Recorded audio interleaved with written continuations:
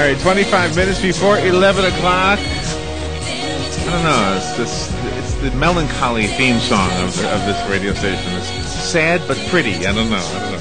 We're going to talk about damage control. Yeah, man, you would be sad if your home was damaged. Joe Reichel and Rob Sobieski are here to answer your questions about what they do to bring you back to having a complete house and a nice place to live that doesn't leak and doesn't have sun coming through where it shouldn't be coming through. They are both with Damage Control Services, and they come on the air each week to kind of help us understand what they do and how they can do it. Sometimes things look unrepairable. So if you have a question for Joe Reichel or Rob Sobieski, please call in. The number here is the WOCA Climate Control Source Hotline, which is 352-622-9622. Good morning, Rob, and good morning, Joe. How you guys doing? Good. How you doing today? We're doing good. There you are, Rob. We're gonna talk today about fire and smoke damage. Fire and smoke, okay. Fire and smoke, yeah. It's two problems that, usually if you have fire, you have smoke. Yeah, and usually even if it's a small fire, there's a lot of smoke damage, the odor, the residue, it goes everywhere in a home. So, yeah. And sometimes I would imagine, you would know this better than me, but a small stove fire that maybe doesn't do a whole lot of damage with the fire, but the smoke probably gets places, am I right? Oh, yeah. Throughout the entire house. It'll saturate and get into everything, all the fabrics, curtains, upholstery. And is that an insurance-covered thing, if it's that small? Things should be covered by insurance if that's the route you Is want it to go. necessary? I mean, or is that a small dollar amount as far as fixing something like that? It really depends. Once that odor is in your clothing, it's there to stay. It's going to be in the fabric. You're not going to be able to wash it out. So, you send all of your fabrics off to get treated. There's companies that take care of that. Companies that we work with that do dry cleaning of basically a dry cleaning of all your fabrics. And they can get rid of the odor, but that can be costly when you talk about cleaning all of them. And before we go to the phone, when we speak about smoke, if you're moving into a home and a smoker had been there, in other words, there was no fire, but for 20 years somebody's been smoking cigarettes, do you help with that as well? We have in the past. Yeah. There's a lot of things that can be done.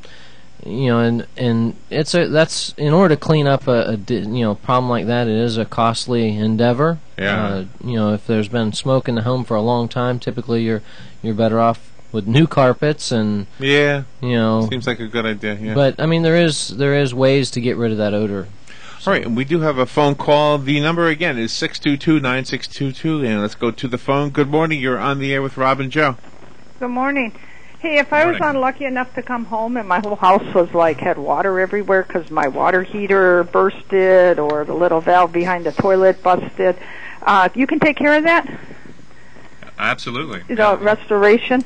That's right. Yeah, we're 24 hours a day, 7 days a week, or emergency response to any of those types of issues. Do you set up the claim? Do you contact the insurance company, do everything? We can do everything for you if you would like, yes. Oh, cool. I hope that never happens. We hope it never happens to you as come well. Home water up to my knees, No, but it does happen. It does, and that's why the purpose of this show is to help people to be informed of what to do when it happens. Hopefully, it never does happen to you, but the first thing to do is to get the water out, get it dried out, so that it doesn't cause further problems, and then work with making a claim if that's the route you decide to go as a homeowner.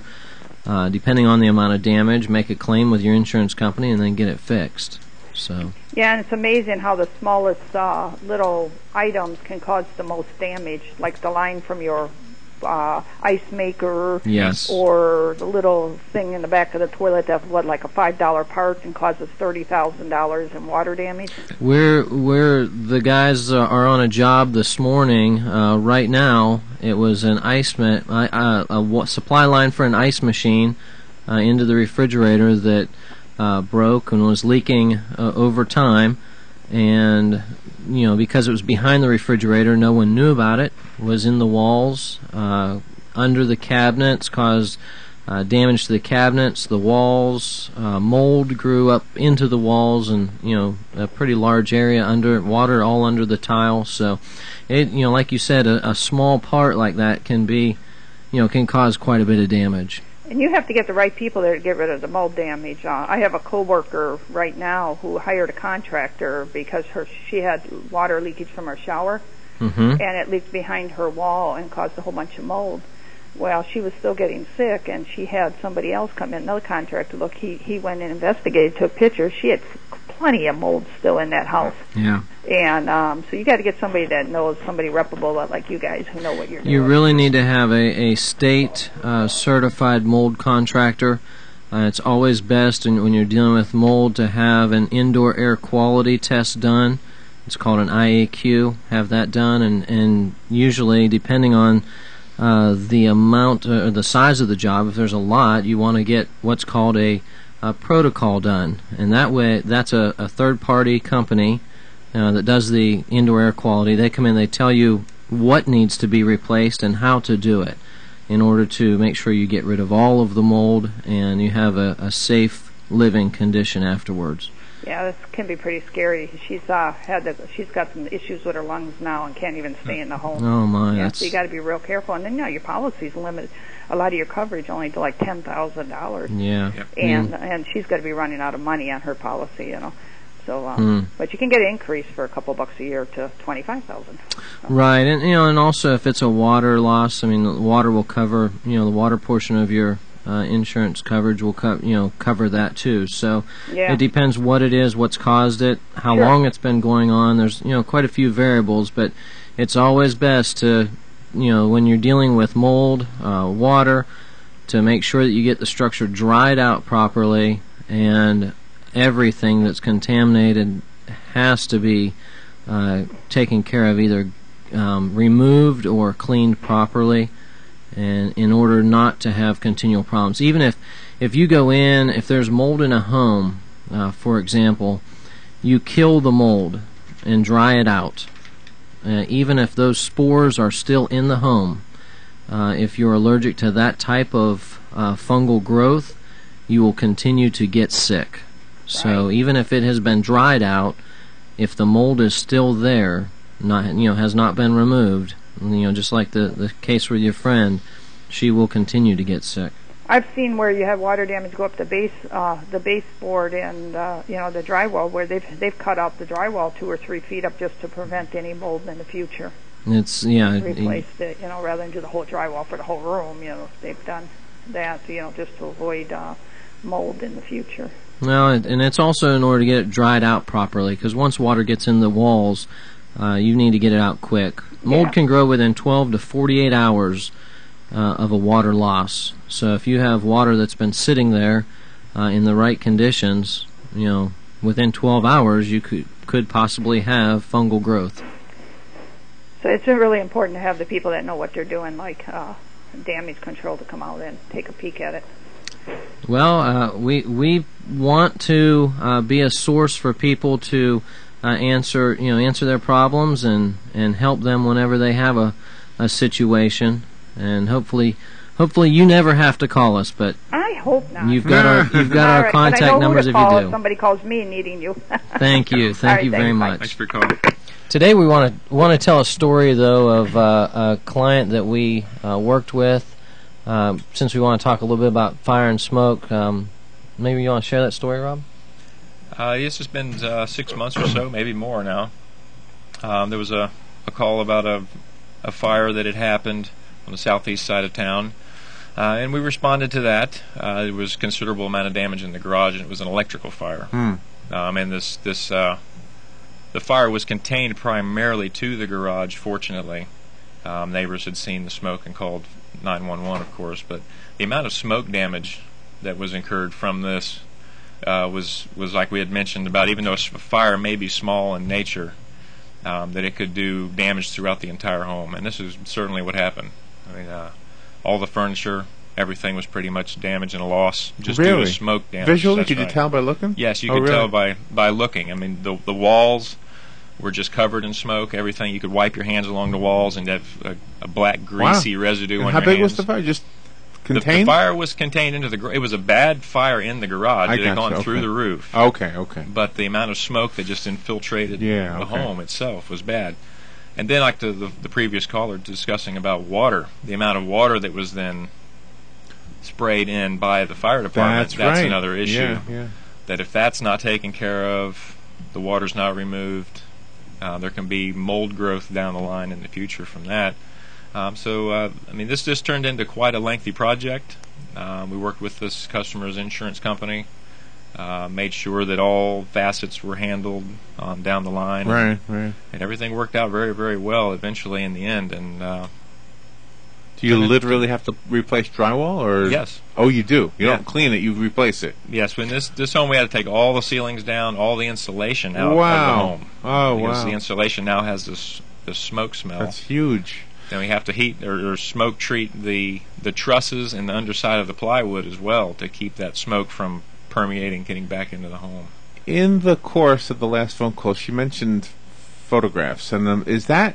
I mean, that always is what you're told. You know, the insurance companies say take a photograph of everything. Yep. In order for you to do your job, does that happen? Does that happen a lot? Where you rely on what it used to look like to bring it back to normal? That's Yeah? right.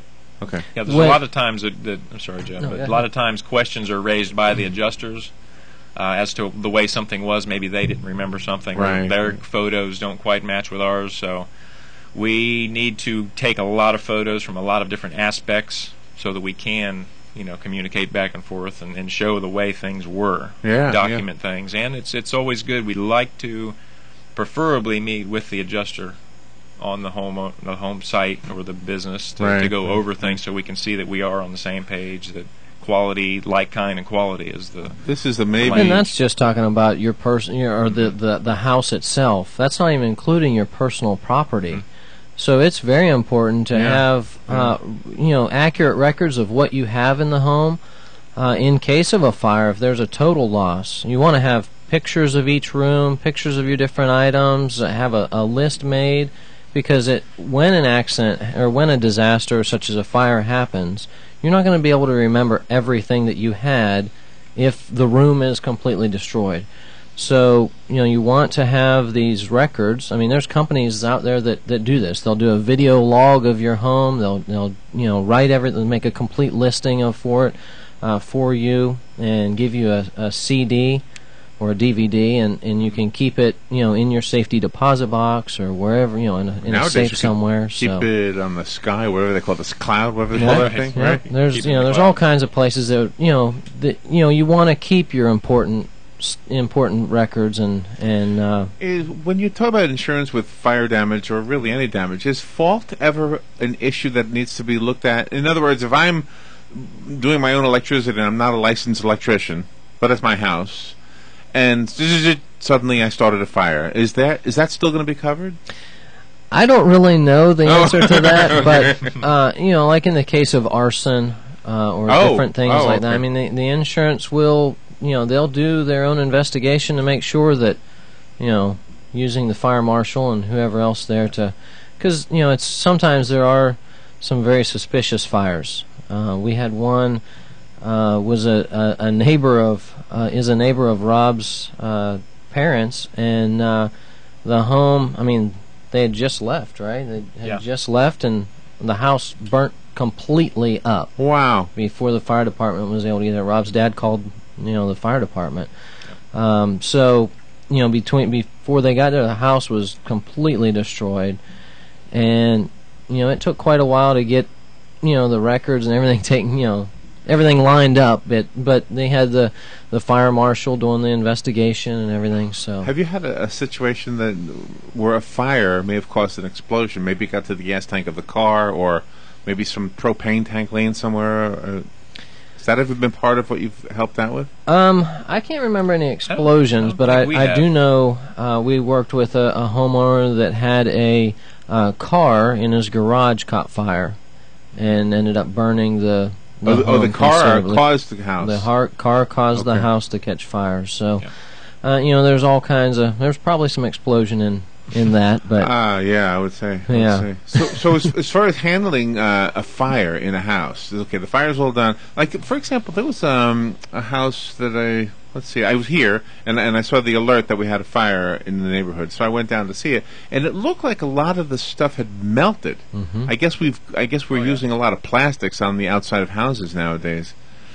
the heat caused by a fire is very intense. I mean, that's why firemen, they get a lot of credit for what they do, and they're only allowed to be in a fire for so long before they have to come out, because it's a very intense situation. So, got to give the fire departments and all the training that they do a lot of credit.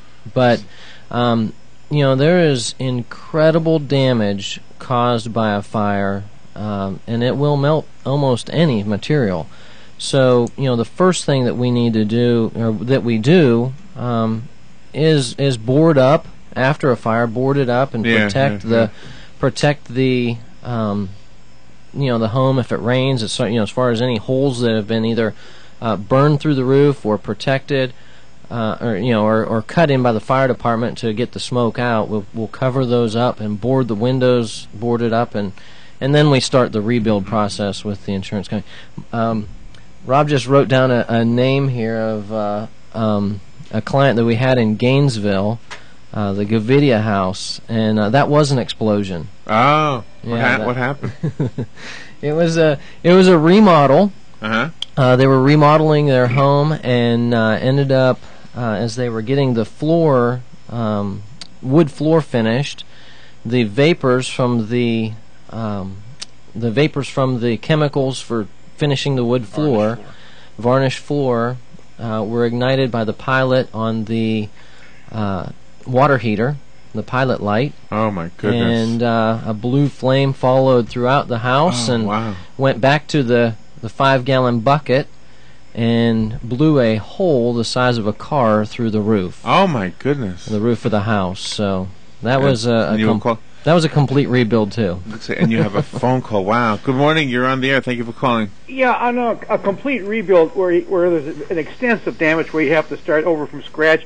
Can you basically always use the same foundation, or do you have to replace that also?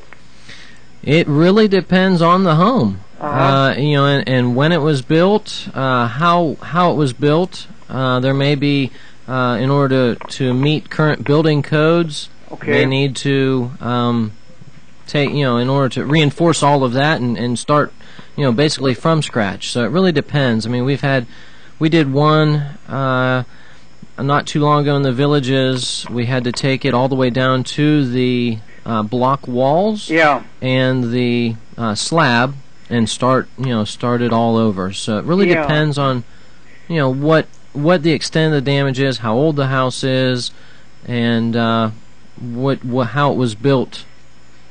Yeah. Have you been running across any sinkhole problems? Always going to find sinkholes here. Yeah. Always in Florida. Yep. Sometimes the heat from the fire also can cause the block to crack, and a structural engineer would come out and help us give his assessment to say which areas need to be taken down.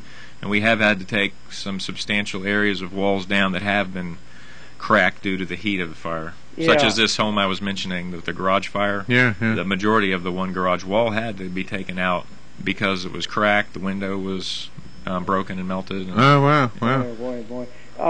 With the foundation, what would you say would be the percent of cost for just the foundation alone if that had to be replaced? It really depends on what kind of home you're dealing with, and without more specifics, it'd be hard to figure. But the foundation is a key part of your home. Probably around 25% of the total cost, would you say, on an average home? I really don't know. That might be a little high for an average home. Yeah. Do you ever run across where you'd have damage to a septic system? For other reasons, there's been damage to septic system. Nothing that I could know of due to a fire. A lot of time, and just as far as the building codes and bringing it up to current, you may have to, if you're doing so much to the home in order to meet certain building standards and criteria, you may need to upgrade your septic. So that's really, these are pretty much a case by case situation. Yeah. So evidently, when you're starting from scratch, you're basically like you're building a brand new home, and you have to go all with the current new codes and everything. That's right. Because there's nothing you can get away with, I guess. Well, and nor would you want to. I mean, you want to build a home. You want to, when you're rebuilding a home, you want to build it up to the current building codes, because you never know what might happen, and those codes are there for our safety. Yeah, I mean, exactly. Yeah. Okay, well, it's nice talking to you guys. Thank you for calling. Thank you. And by the way, the phone number here is 622-9622. That's the WOCA Climate Control Source Hotline. What is your number over at Damage Control Services? Our office number is 622-5135. My phone number, my direct line, is 352-817-6574. Email is joe@damageflorida.com. Okay, and Rob? And you could reach Rob at 817-3625. That's my cell. And my email is rob@damageflorida.com. Okay, excellent. One thing that came to mind when I was listening to the discussions about the fire, has it ever happened with an external building? In other words, like a shed or something like that, or an external garage? I mean, that would be the best place. If you're going to have a fire, have it. The reason it came to mind is because I went to this old farm, I guess, from the 1800s up in near Gainesville. It was called Dudley Farm. And I guess back in those days, because stoves were unpredictable, they always made a separate building for their cooking. Right. So has that happened where you had like a garage that was separated from the house that caught on fire? And We've had separate garages catch on fire, yes. Fortunately, we haven't had any get back to the house. That's good. The few that have been detached building fires have been just to the buildings, and some have been rebuilt, and there's a few that have decided to go back with a modular garage. Is there a point where you say, okay, well, you don't need damage control services, you need a contractor, where it's so destroyed, you really don't have a way of fixing it? Has that ever happened? There's cases where we start from scratch, and so you become the contractors. Yeah, we're state certified contractors. So okay, so I guess I misunderstood. So you are the guys. Yeah. Yep. Our partner, Rob's brother Mike, is a general contractor. Okay. So we, as the three of us are a complete team to start, we can work with a homeowner from, boarding up and protecting the structure, or cleaning up the damage to complete rebuild. Right. Oh, okay. Well, so I mean, that kind of reminded me of a story. A person that I called on after a fire out in the forest area. She had a garage shed type situation. It was a little bigger than a shed, but about the size of a one-car garage, I guess, that caught fire. And she had all of her sons, her two sons, all of their childhood stuff. Oh no! Possessions in this garage. So it was kind of a sentimental. Oh yeah. Situation. So. Fortunately, they had insurance on the home or on the the outbuildings. They were able to get it fixed. That's going right back to your insurance. It's key to make sure that your home and your property is protected. You have the proper protection. That you work with your insurance agent, finding out what you have is covered and protected. Yeah. So that you can, if need be, rebuild. In case of a disaster. And I'm kind of glad you said that. My mom recently, just last Thursday, moved from her home into an assisted living facility. And so she's trying to think of ways to cut costs. And she said, should we drop the homeowner's insurance? It's $2,000 a year. I said, no. I said, the house is worth way more than $2,000. I mean, you've got to keep that up. Otherwise, what if something happens? And if you have even a small disaster, probably won't have a fire unless it's electrical or something with a vacant home. But there's always water lines that can break if you don't have the water turned off, or things like that. Rob, we were called out to a home of a previous client. She had a water line for her washing machine broke and made a mess in a room. And she wasn't even home. She's up north right now. Oh my goodness. So these are things that can happen when you're not there. Yeah. You wouldn't even know it, but it can still be a costly.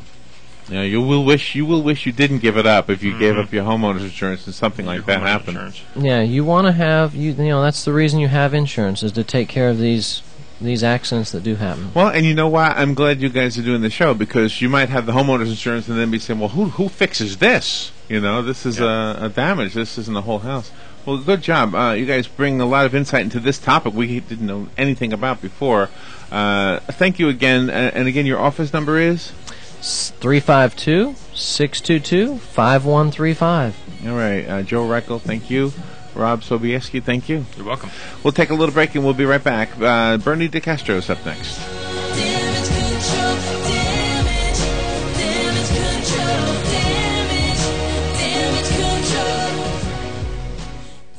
Ocala's information station, 1370 WOCA. Ocala! You're listening to WOCA News Talk 1370, Ocala's source for what's happening in today's hottest, up-to-date news and topics. Hi, I'm Lisa Midget with Kinetic Motion Fitness, Ocala's premier small group and personal training fitness studio. Did you know you can achieve all your fitness goals, whether that's losing weight, getting fit, or training for a personal best, all with no membership fees? Have you ever been embarrassed or intimidated at a big gym because you're not a Greek god or a size 0 supermodel? Have you ever felt like your gym would rather you not even show up? At KMF, we have a team approach that focuses on small classes and personal training, and you'll feel like family, not just another number. No more boring treadmills or endless reps. Our classes are fun, energetic, and get you the results you want. And I should know, with the help of our great trainers, I lost over 100 pounds in 8 jean sizes, and I did it using no heavy equipment and no magic pills. Just fun and effective workouts. And yes, I did say fun. Come join us at KMF. Visit our website at kmfocala.com or like us on Facebook.